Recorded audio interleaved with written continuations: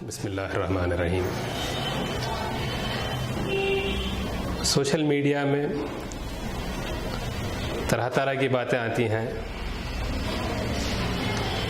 اور بہت سارے سائٹس ایسے ہوتے ہیں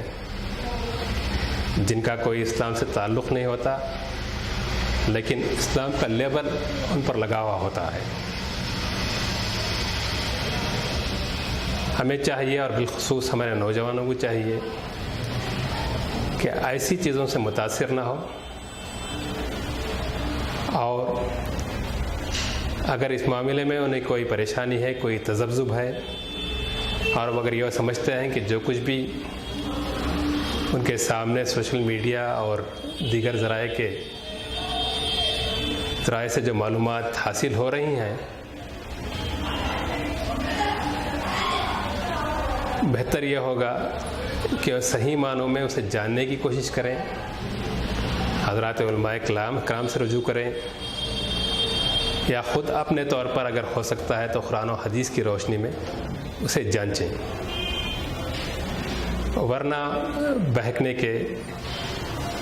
اندیشات ہیں۔ اور داعش کے تعلق سے بھی غالباً یہی بات ہے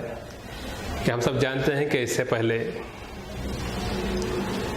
طالبان، القاعدہ وغیرہ کے تعلق سے جو باتیں آئیں، تو اب معلوم یہ ہوتا ہے، اندازہ یہ ہے کہ اسلام کو بدنام کرنے کی ایک سازش رچی جا رہی ہے۔ مجھے مولانا علی میاں علیہ الرحمہ کی ایک بات یاد آتی ہے، یعنی ان کے الفاظ تو میں دہرا نہیں سکتا، اس کا مفہوم یہ ہے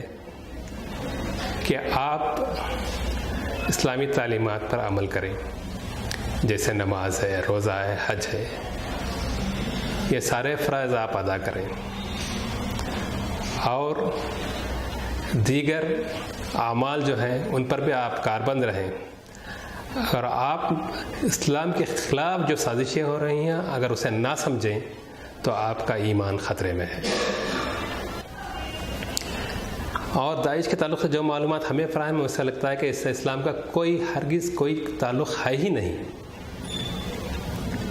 اور خلافت کے نام پر جو بات آ رہی ہے، قیام خلافت، میں چونکہ عالم نہیں ہوں اور میرا اس پر مطالعہ نہیں ہے، لیکن میں سمجھتا ہوں کہ اسلامی تاریخ میں کوئی خلیفہ اس طرح اٹھ کھڑا ہو اور اپنے آپ کو خلیفہ ڈکلیئر کرے تو اس کے لیے کوئی جگہ نہیں ہے۔ تو ان تمام سازشوں کو ہمیں سمجھنے کی ضرورت ہے،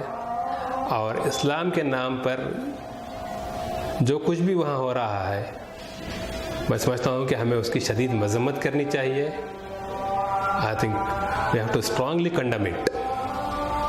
اس قسم کی گنجائش اسلام میں ہرگز نہیں ہے، جہاں تک میری معلومات ہیں، میرے ناقص معلومات، تو اس سے ہم تمام کو بچنے کی ضرورت ہے۔ اور بالخصوص ہمارے نوجوانوں سے میری، اور میں سمجھتا ہوں کہ ملت اسلامی کی جانب سے اگر میں اپیل کروں تو غلط نہ ہوگا کہ اس کو سے بچ کر رہیں، اس سے دور رہیں۔ اگر آپ کے ذہنوں میں کوئی تذبذب ہے تو بہتر یہ ہے کہ جاننے والوں سے رجوع کریں،